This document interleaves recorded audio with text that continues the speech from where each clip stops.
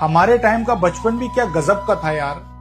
जैसे ही अगस्त का महीना शुरू होता था, स्कूल का माहौल ही एकदम बदल जाता था। 5 अगस्त के बाद तो स्कूल के अंदर पढ़ाई कम और ऑडिशन ज्यादा शुरू हो जाते थे। टीचर हर क्लास में जा जाकर बच्चों से बोलते थे कि जिन जिन बच्चों को 15 अगस्त के प्रोग्राम में पार्टिसिपेट करना है वो बाहर आ जाएं और प्रैक्टिस कर लें। फिर क्या था, कुछ बच्चे एक अलग ही अंदाज में किताबें बंद करके बैग पैक करके क्लास से ऐसे निकलते थे जैसे कि प्रधानमंत्री ने कॉल करके उन्हें बुलाया हो कि आ जाओ, देश को तुम्हारी बहुत जरूरत है।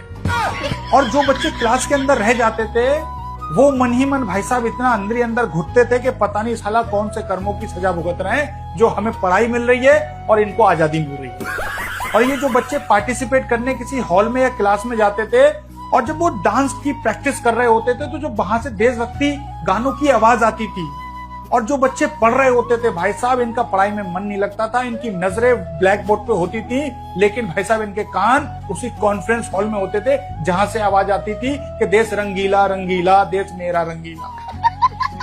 और कुछ बच्चे तो इसकी भैंस की आंख ऐसे होते थे जो पढ़ाई से बचने के लिए ही नाम लिखवाते थे कि 10 दिन पढ़ाई ना करनी पड़े, सिर्फ प्रैक्टिस करूंगा 10 दिन तक। आज हमें पता लगा कि डांस कोई टैलेंट नहीं था, बल्कि डांस पढ़ाई से बचने का एक लाइसेंस हुआ करता था उस टाइम पे। और सबसे ज्यादा जलन तो हमें तब होती थी जब ये प्रैक्टिस करने के बाद जब क्लास में एंट्री करते थे और कहते थे कि यार आज तो हमें समोसा मिला, तो साला जलन कई गुना ज्यादा बढ़ जाती थी।